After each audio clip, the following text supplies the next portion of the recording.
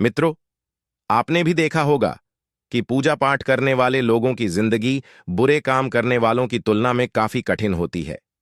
यह आपने निश्चित रूप से सोचा होगा, इसलिए चलिए आपको इसका रहस्य बताते हैं। चलिए आपको पुराणों में वर्णित एक कहानी सुनते हैं, जो आपको बताएगा कि हर जीव को उसके काम के अनुसार फल मिलता है।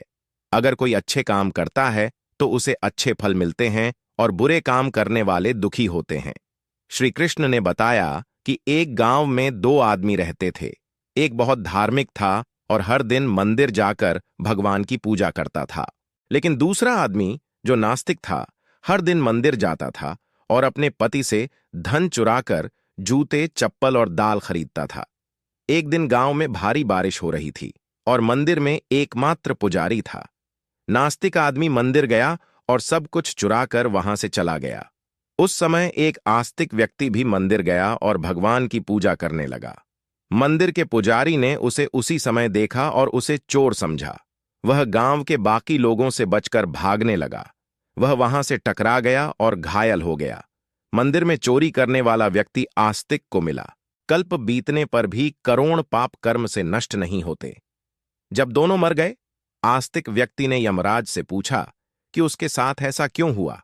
यमराज ने कहा कि अगर तुम पर झूठा आरोप लगाया गया तो तुम मर जाओगे, लेकिन तुमने अच्छे काम किए तो बच जाओगे। यमराज ने कहा कि उसके भाग्य में एक राजा बनना लिखा था, लेकिन उकसे ने अपने पापों के कारण वह सिर्फ एक छोटे से चोर बन गया।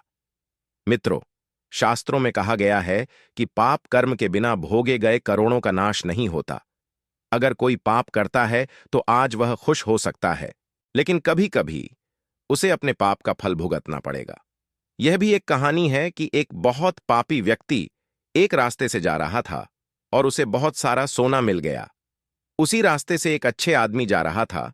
उसे एक कांटा लग गया और वह जमीन पर गिर गया। उस स्थान पर कुछ लोगों ने सोचा कि यह बहुत गलत हुआ और दोनों आदमियों की कुंडली ले जाकर एक पंडित को दिखाई। पंडित ने कहा कि पापी व्यक्ति का भाग्य राजा बनना था, लेकिन उसके पाप के कारण अब उसे सिर्फ इतना सोना मिला है। उस भले और धर्मात्मा व्यक्ति के जीवन का आज आखिरी दिन था, लेकिन उसके अच्छे कर्मों की वजह से वह बच गया। क्या बुरे कामों से बच सकते हैं? शास्त्रों में कहा गया है कि हर व्यक्ति को अपने अच्छे और बुरे कामों का परिणाम भुगतना होगा। नेक कामों से अच्छे फल मिलते हैं और बुरे कामों से बुरे फल मिलते हैं। हमें अच्छे और बुरे दोनों कामों का परिणाम भोगना होगा।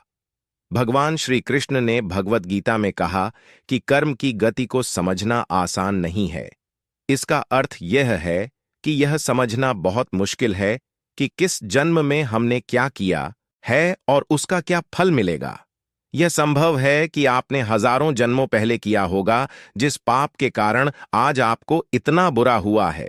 इसके अलावा आप शायद अनजाने में कुछ गलत किया हो, जिसके बारे में आपको पता नहीं है। क्या धोखा देकर किए गए पापों का परिणाम मिलता है? कर्म का सिद्धांत सटीक नहीं है। चाहे आप जानबूझकर करें या अनजाने में, अगर आप कुछ गलत करते हैं तो आपको उसका फल अवश्य मिलेगा। शास्त्र कहते हैं कि अगर आप अचानक आग को छुए तो आपका हाथ जलेगा ही। शास्त्रों में कई कहानियां हैं जो बताती हैं कि अनजाने में किए गए पाप का फल भी लोगों को मिला है।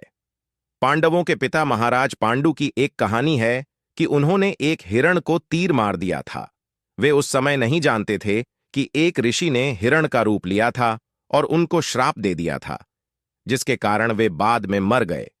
सहस्त्रों के अनुसार क्षत्रिय राजाओं को शिकार करने की अनुमति थी और हिरण को मारना कोई पाप नहीं था, लेकिन पांडु को पता नहीं था कि वे एक ऋषि थे, इसलिए उन्हें इतना बुरा श्राप मिला कि वे मर गए। पाप से बचने के लिए क्या करें? श्रीमद् भगवद गीता में भगवान कहते हैं कि कर्म और उसके फलों को समझना बहुत कठिन है, लेकिन प्रत्येक व्यक्ति अपने कर्मों के फल अवश्य प्राप्त करता है।